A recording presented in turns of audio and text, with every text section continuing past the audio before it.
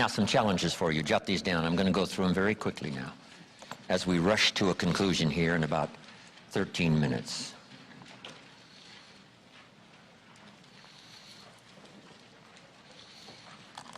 Here they are. You're going to have to write fast now. Here's number one. Review your performance, whether it's communication or whether it's activity or whether it's a CEO or whether it's on the job. Here's what my father said, a seminar in a sentence. I wish he was here to give it, but since he's not here, in his honor, I will give his seminar in a sentence. Here it is. Always do more than you get paid for to make an investment in your future. Now, some unions would argue with us on this, but that's my papa's seminar in a sentence. Always do more than you get paid for to make an investment in your future.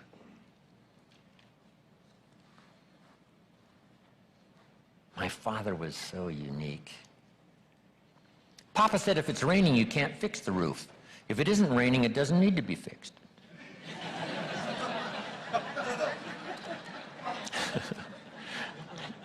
He was a grand old man. Wow, this guy.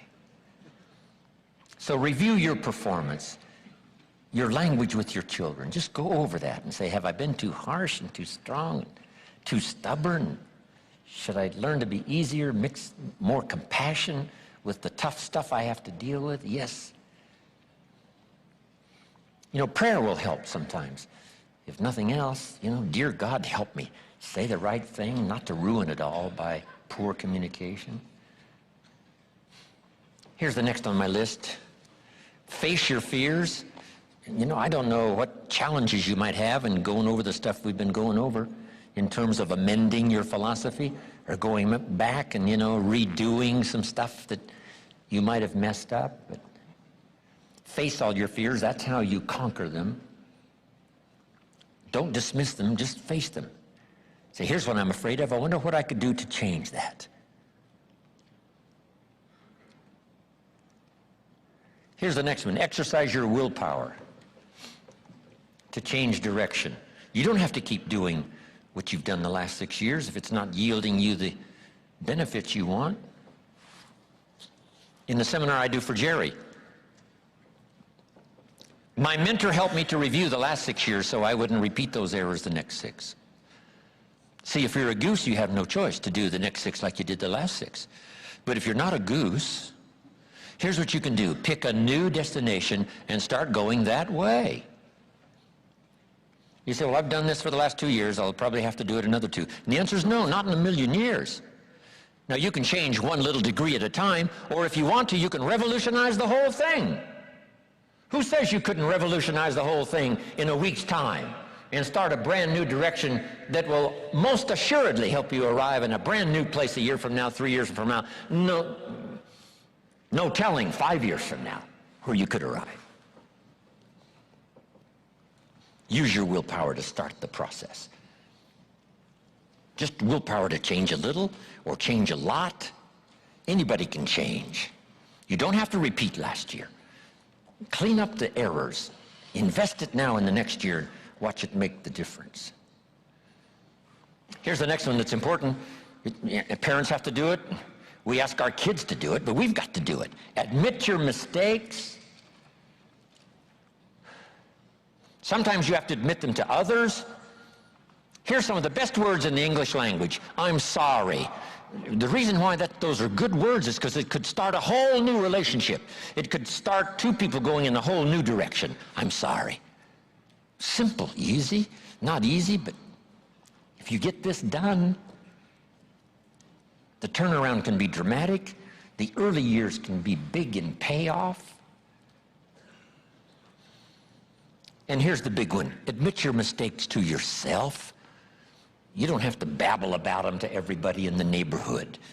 But it doesn't hurt to sit down and have a conversation with yourself and say, there's no use kidding myself. Here's where I really am. I've got pennies in my pocket and I got nothing in the bank. That's what I said after the Girl Scout left my door. I had a conversation with myself. And I said, I don't want this to happen anymore. Next, refine your goals.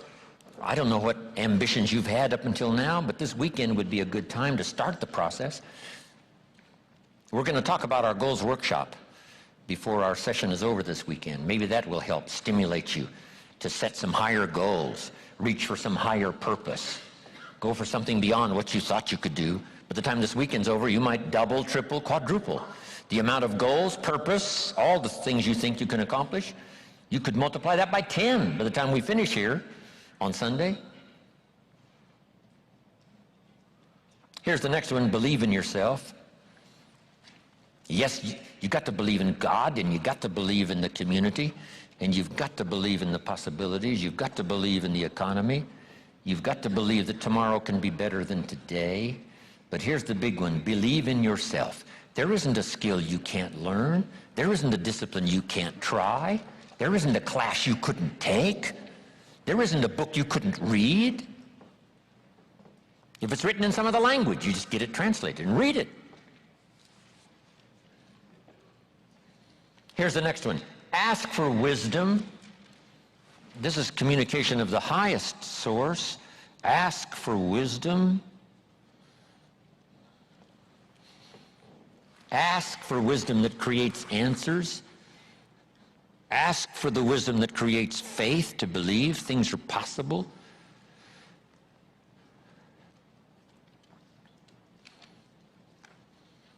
In King Solomon's day, there was the dilemma of two mothers who claimed the same baby.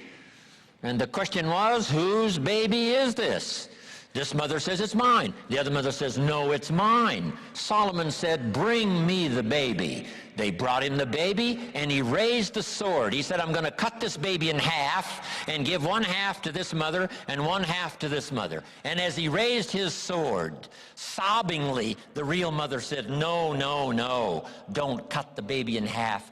Give it to her, who was not the real mother. Solomon says, now I know who's the real mother.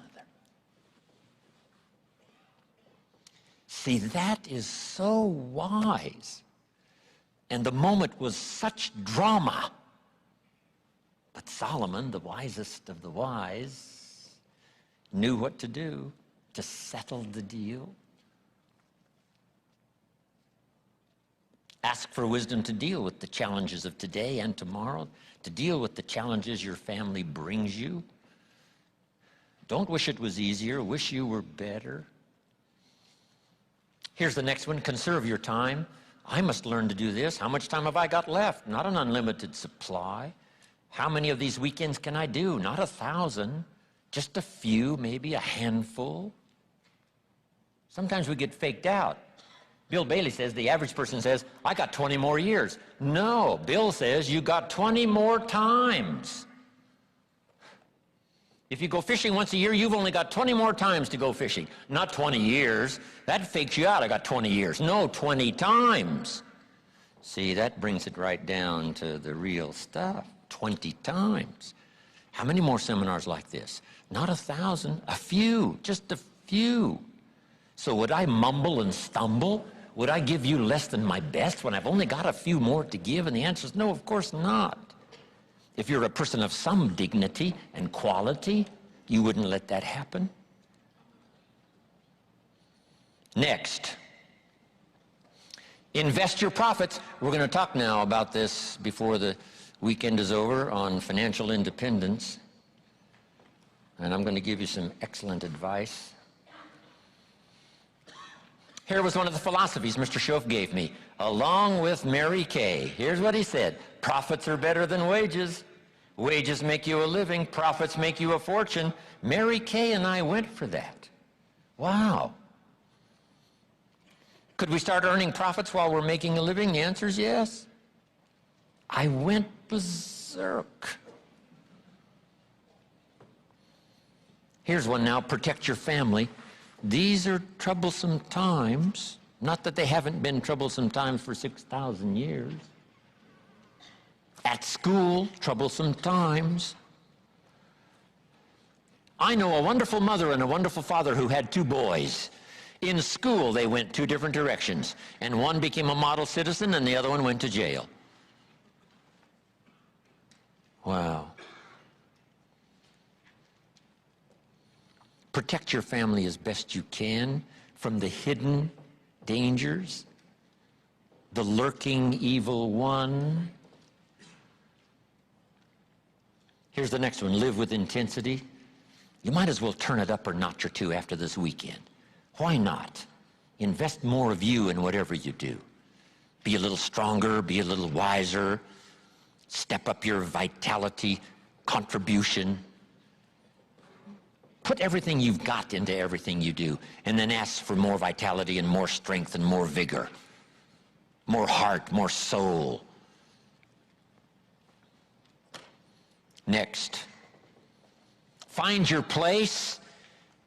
This one now is so important. If you just work on a job, find the best place where you can serve well. And sure enough, they'll ask you to occupy a better place. And if you keep doing the job well, the guy says, well, if I had a better job, I'd really pour it on. But I got this lousy job, so I just goof off. See, that's the philosophy of disaster. So you've got a lousy job. Do the very best you can. That's your best way out. Is not to do less than you could, but to do the best you can. With that philosophy, your life can take great leaps forward. Here's a Bible phrase that says, if you work on your gifts, they will make room for you. They'll make a place for you. Here's the next one. Demand integrity from yourself. You can't demand integrity from someone else. Integrity is like loyalty. You can't demand it of someone else. You can only demand it of yourself. Be the best example of loyalty, and you'll get some loyal followers. Be the best example of integrity, and you'll have people surround you that have integrity. Lead the way. Next, welcome the disciplines. Can't give you much better advice than that, because disciplines create the reality. Disciplines build bridges, build cities. Disciplines, a well-disciplined activity creates abundance, creates uniqueness, productivity. Next,